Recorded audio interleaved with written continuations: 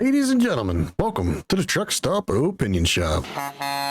We're here, you get your news and information from some random blue-collar, middle-class deplorable. Kind of guy you see shopping in the fishing section at Walmart. Kind of guy you don't look in the eye wrong or go across the street and come get your lunch money.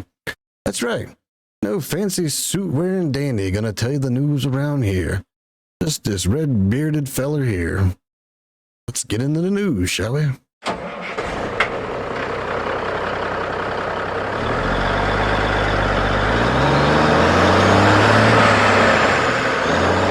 In today's show, we're going to start by talking about Paul Pelosi and the newly released video of him getting hammered. I don't mean his DUI video he got recently.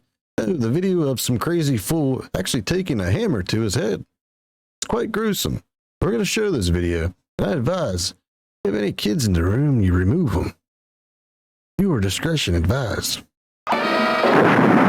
However, as unfortunate as that event was, it is not the only violence in the news. Nope. Recently, an Antifa member shot at a cop and wounded him, almost killed the cop. So the police returned fire, of course, and killed that person. You would think, well, got what he deserved, and that's where the story would end. But not in today's world.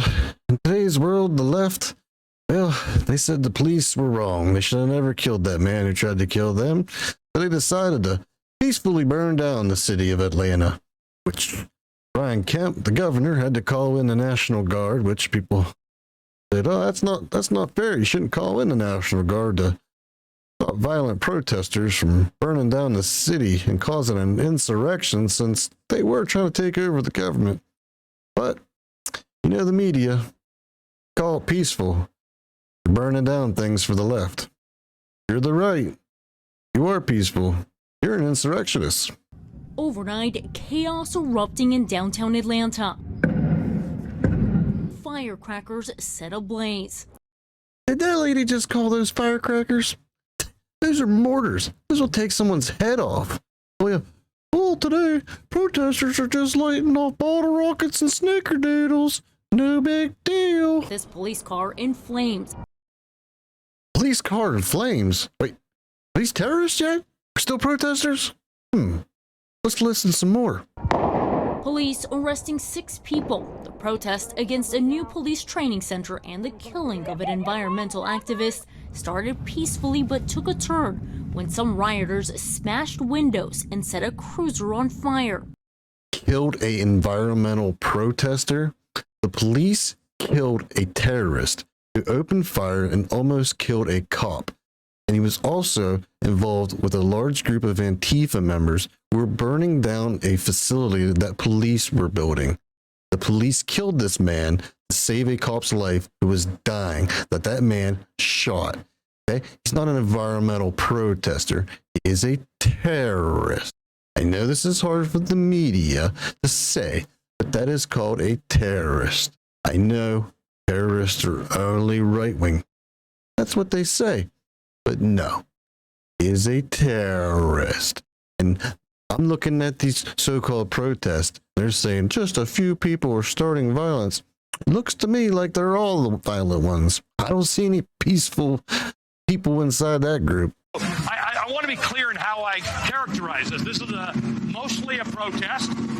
It is not generally speaking unruly, but fires have been started, and there's a crowd that. What you talking about, Willis?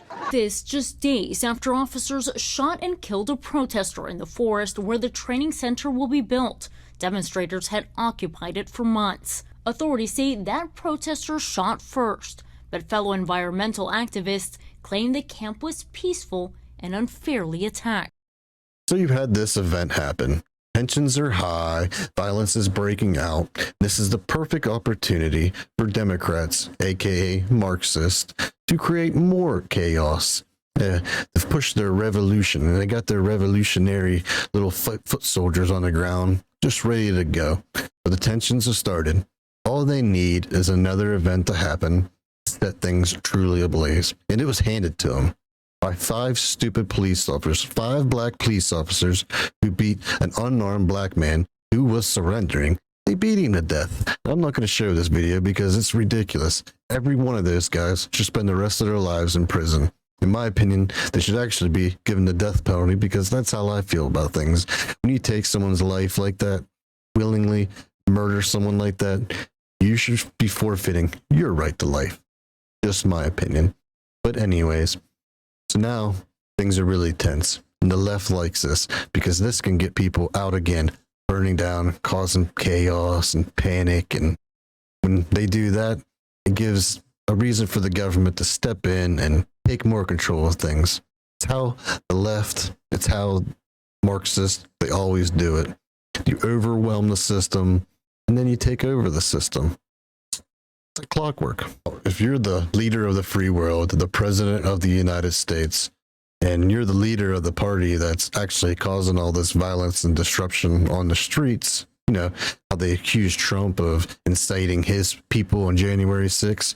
Well, if you're that leader, you should be reaching out going, hey, this is a bad thing. Let the justice system work. Stay off the streets. We don't need any more violence. We don't need other people dying. Let's all calm down. Things will work out. And you settle things down. You reach out, tell people, need to be civil. That's what you should do as a leader. What's Joe Biden do? In a statement, the president said he was outraged and deeply pained to see the horrific video. Mr. Biden added, while the footage will leave people justifiably outraged, he joins the Nichols family in calling for peaceful protest. I know what you might be saying. He's just saying go peacefully protest, which he kind of is. But right now, you shouldn't be telling anybody to go out and protest at all. These protests aren't exactly going peaceful. Also, a lot of emotions going on right now. We don't have all the facts, but there is the fact that these 5 police officers are being reprimanded. They will be arrested. They will be charged, and the justice will be served. So we don't need anybody going on the street and protesting, giving Antifa a reason to sneak in there and start burning things down in the name of democracy that they say they fight for, which they don't. They fight for Marxism. So just tell people to calm down. Then he even went on further. Started to badmouth America a little bit. The stake tonight, sir, with the nation watching this videotape and what could happen. What is at stake? What's at stake is, first of all, innocent people's lives, number one. Number two, it has a lot to say and do with the image of America. It has a lot to do with whether or not we are the country we say we are, that we're a country of law and order and means by which we can peacefully protest and let the courts make their judgment. I think it's kind of outlandish to say that this even remotely reflects the image of America. America has nothing to do with these 5 guys beating this man to death. Not America. People don't represent America with their actions, these bad things they do. This isn't how America does things. We're the land of the free. And unfortunately, in freedom, you also get people who use the freedom to do bad things. But it doesn't reflect the image of America. These people will be taken care of, dealt with through the justice system. Unfortunate that these kinds of things happen. It doesn't matter what country you are or where you are in the world. This kind of doom and gloom. Oh, America, is America bad? Is America bad? All he's doing is causing panic. I haven't seen this kind of inciting of panic since Jackie Moon.